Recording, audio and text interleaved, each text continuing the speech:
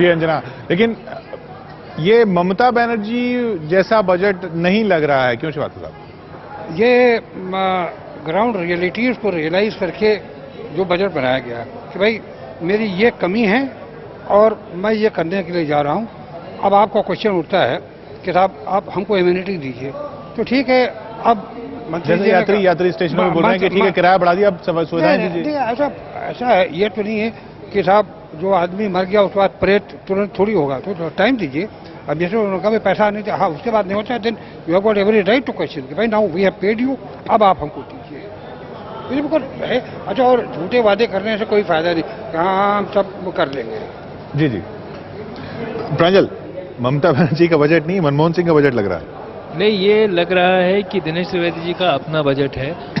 इसमें उन्होंने राजनीतिक चीजें भी रखी हैं, उन्होंने स्मार्ट चीजें की है कि जो नई लाइन है जिस पर सबसे ज्यादा क्लेश होता है उसको उन्होंने अनाउंस नहीं किया। अभी बारीकी हमको देखनी पड़ेगी कि जो उन्होंने 75 ट्रेनें अनाउंस की हैं वो बंगाल की हैं या गुजरात की हैं, तभी पता चलेगा कि वो एनेक्शन में पता चलेगा। अगर वहां घोषणा करते तो शोर शराबा हो जाता। लेकिन इसमें एक अच्छी बात उन्होंने ये की है, जो मैंने संचालन की बात पहले की थी, इन्होंने 5 नई ऑर्गेनाइजेशंस अनाउंस की है, 2 रेगुलेटरी अथॉरिटी अनाउंस की है और 3 कॉरपोरेशन जो अलग अलग जो कमियां हैं उसको बहुत बारीकी से देखेंगी। टैरिफ जो दाम बढ़ाने की जो दिक्कत है उसको उन्होंने एक independent regulatory authority, fuel component की बात की है टैरिफ में, फ्यूल कंपोनेंट को भी डाल दिया, जिससे लोगों को ये नहीं लगे कि देखो जब भी दाम बढ़ेंगे तब अपने आप टिकट बढ़ेगा। यहाँ पर ये इस पर ध्यान देने की जरूरत है। एक फ्यूल कंपोनेंट की बात की है मंत्री जी ने।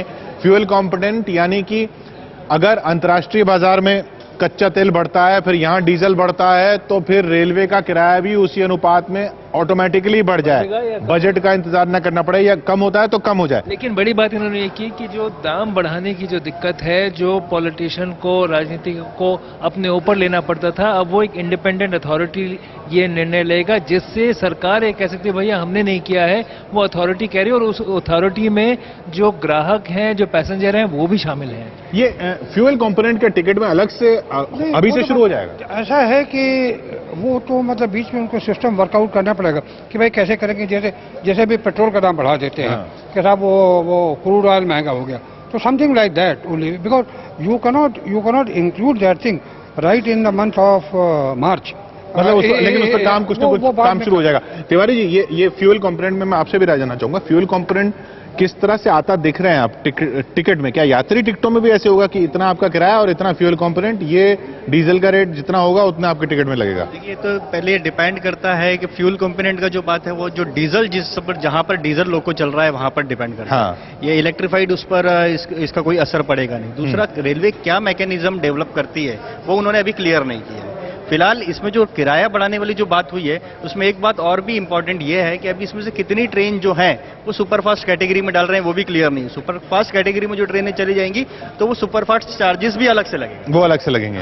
तो ये तो वो तो हम बार बार कह रहे हैं कि ये मिनिमम इतना बढ़ेगा, कम से कम इतना बढ़ जाएगा, उसके अलावा भी और कुछ बढ़ सकता है। और जो शुरुआत में जो बजट लग रहा था वो काफी आशावादी लग रहा था, बाद में उन्होंने जो बजट को अपने आप में इतना उलझा दिया है, जैसे हर काम जो है उसका इन्होंने दूसरे के जिम्मे डाल दिया है कि ये अथॉरिटी बनेगी, एक वो अथॉरिटी बनेगी। अच्छी बात है, लेकिन हमारे पास जो भी एग्जांपल है जैसे MRVC है और दूसरे जो कॉरपोरेशन है वो उतने बेहतर ढंग से काम नहीं कर पा रहे। अब आप स्टेशन पर चले जाएंगे, साफ सफाई का मुद्दा आप उठाएंगे तो रेलवे जो अथॉरिटी है वहां की वो बोलेगी ये हमारा जिम्मा नहीं है, ये हाउस कीपिंग से बात करिए। हाउस कीपिंग की एक अलग अथॉरिटी बन रही है। अरे ये जो इन्होंने जो मुद्दों को बहुत ही बिखेर दिया है, जो एक पहले जो होना जो ये चाहिए था कि एक सेंट्रलाइज चीज थी उसको डिसेंट्रलाइज कर देते, भले एक जोन वाइज कर देते कि ये जोन का ये जो काम है, बेसिक काम है, इसका जिम्मा इनके पास रहेगा। ये यात्री गिराव पर फिर लौटने अगर तो एक तो ये जो प्रति किलोमीटर बढ़ गया, दूसरा कुछ चार्जेस कौन सी ट्रेन सुपरफास्ट में हो जाएंगी, ये हो जाएंगी, उसमें शायद कुछ बढ़ोतरी हो जाए जैसा तिवारी जी इशारा कर रहे हैं। फिर राउंडिंग ऑफ चार्ज होगा,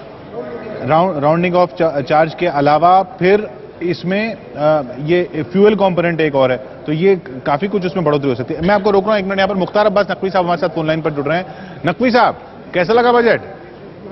देखिए, अगर बजट को प्रथम दृष्टि से देखें तो सुविधा, सुरक्षा और समय के बिना किसी ठोस उपाय के महंगे सफर का ऐलान कर दिया है हमारे रेल मंत्री ने। और निश्चित तौर से जो सबसे बड़ी प्राथमिकता होती है सुविधाएं, सुरक्षा और ट्रेनों का समय से चलना। इसका कोई ठोस न तो घोषणा की है, न कोई उपाय दिखाई पड़ रहा है। हाँ, महंगे सफर का इंतजाम जरूर रेल मंत्री जी ने कर दिया, दिशाहीन बजट है। आप कह रहे हैं कि जो होना चाहिए था वो पता नहीं होगा कि नहीं होगा, लेकिन वो होने के लिए जो पैसा मांगा जा रहा था वो किराए के रूप में ले लिया। बिल्कुल, देखिए मैंने इसीलिए कहा ना, सुरक्षा, सुविधा और समय, इसका कोई ठोस उपाय सामने नहीं दिख रहा है। हाँ, महंगे सफर का ऐलान बहुत जोरदार तरीके से सामने दिखाई पड़ा है, और इस महंगे सफर के ऐलान के साथ साथ अगर सुरक्षा, सुविधा और समय के भी ठोस कोई उपाय और ठोस तरीका दिखाया गया होता तो निश्चित तौर से कुछ बजट तो सकारात्मक कहा जा सकता था। ये बजट बिल्कुल दिशाहीन बजट है। एक लाइन में आपसे ये पूछूं, किराया बढ़ने से आप नाराज उतने नहीं है? मतलब नहीं, किराया बढ़ना तब आम लोगों को बेहतर लगता है जब इसके साथ साथ कोई ठोस उस पूरे के पूरे इस किराए बढ़ने के पीछे के कारणों का खुलासा होता है। अब आपको इसी तरह याद होगा कि 20% माल भाड़ा अभी कुछ ही दिनों पहले बिल्कुल रेल मंत्रालय ने बढ़ाया है, और अभी अगर माल भाड़ा 20% 2 महीने पहले बढ़ा दिया गया तो अभी नहीं बढ़ाया तो कोई बहुत बड़ा कमाल नहीं किया है। बहुत बहुत शुक्रिया हमसे बात करने के लिए नकवी साहब। मुख्तार अब्बास नकवी, बीजेपी नेता, जिनका कहना है कि जो वही बात कह रहे हैं जो यात्री भी कह रहे हैं कि किराया बढ़ गया, उस पर उतनी ज्यादा वैसी नाराजगी नहीं है कि हायतोबा मच गई, लेकिन बढ़ गया, अब सुविधाएं तो दे दो। देखिए, सुविधाओं के लिए उन्होंने एक 5 वर्षीय कार्यक्रम अनाउंस किया है।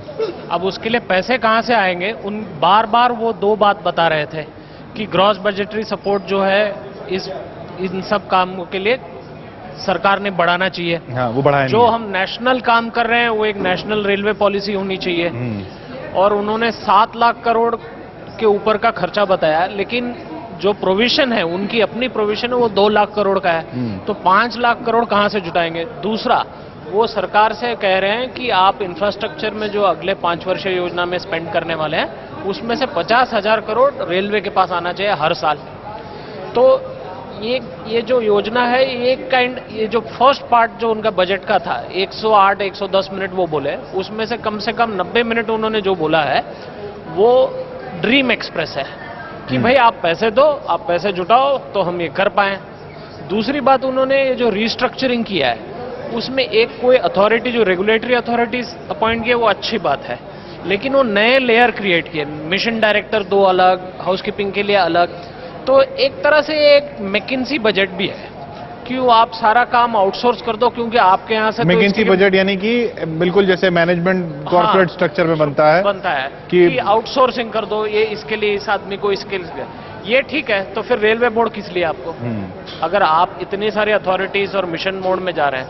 तो ये बजट की जो स्पीच में मैं सोच रहा था कि एक तरह से एक इशारा होगा कि इसको एक कॉरपोरेशन बनाए और इसका ठीक ठाक मतलब रिस्ट्रक्चरिंग हो, लेकिन वहां ना करते हुए इन्होंने एक नए अभी 6 या 7 अथॉरिटीज गिनाए हैं उन्होंने। मैं मानता हूं कि अथॉरिटीज करने से कोई काम एफिशिएंटली हो सकता है, लेकिन जो एग्जिस्टिंग जो स्ट्रक्चर है, ढांचा, उसका आप क्या करोगे फिर? विजय वाली जो बात है, जैसे कोंकण रेलवे कारपोरेशन इन्होंने बनाया था, कोंकण रेलवे कारपोरेशन ने एंटी कॉलिशन डिवाइस इनको दी, जो अभी तक नहीं कर पाए, अभी तक इस्तेमाल ही नहीं कर पा रहे। विजय, ममता बनर्जी की पार्टी से ऐसे बजट की उम्मीद थी आपको? नहीं, ये उनकी ममता बनर्जी की पार्टी का बजट नहीं है, ये रेल मंत्री का भी बजट नहीं है। रेल मंत्री ने साफ कह दिया संसद का बजट है, ये पूरी संसद इसके लिए, पूरी सरकार है। संसद पैसा दे, सरकार पैसा दे। हम ये सपने दिखाए हैं 1.5 घंटे के अंदर, जैसा कि शंकर भी कह रहे थे कि 1.25 घंटे तक तो सपने जगाए हैं, उसके बाद आखिरी 15 मिनट में हकीकत बिल्कुल आप पर लाद दी है। जान है तो जहान है उन्होंने की।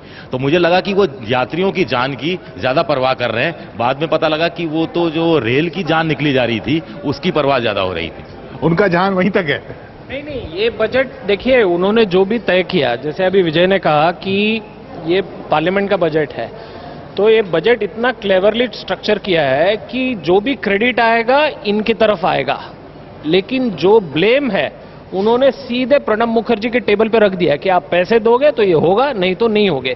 तो जान है तो जहान है का मतलब ये है कि हमारी जान तो हमने बचा ली, अब आपको जहान चाहिए तो पैसे लाओ। मतलब ये सब हम कर सकते हैं अगर वहां से मिल जाए तो। जी, लेकिन इन्होंने ये दिखा दिया है कि ये राजनीतिक बजट नहीं है, लेकिन फिर भी ये हाथ फैला दिए कि जब तक पैसा नहीं मिलेगा हम आगे कुछ नहीं करेंगे। लेकिन एक और इसमें बड़ी बात कि आई है किशोर सामने, कुछ कमियां अभी भी हैं। कैपेसिटी बढ़ाने की बात की है, सुविधा बढ़ाने की बात की है, लेकिन अभी भी ये नहीं बताया कि ये नए इंजन बनाएंगे तो कैसे बनाएंगे, निजी निवेश लाएंगे इसके लिए तो कैसे लाएंगे, वो कहां से अथॉरिटी लाएंगे करेगी, वो उसके लिए ये कमेटी बैठ गई है। कमेटी को भी नहीं उन्होंने काम दिया है, ये तो जी, खुद भी कर सकते हैं, लेकिन आप निजी से पैसा कैसे उठाएंगे, आमदनी कैसे बढ़ाएंगे, ये पूरा नहीं बताया है। फिलहाल यात्रियों से आमदनी कैसे बढ़ेगी ये उन्होंने बता दिया है। यात्री किराए कितने बढ़ रहे हैं आप स्क्रीन पर देख रहे हैं। जल्द लौट रहे हैं हम। बढ़ गया यात्री किराया।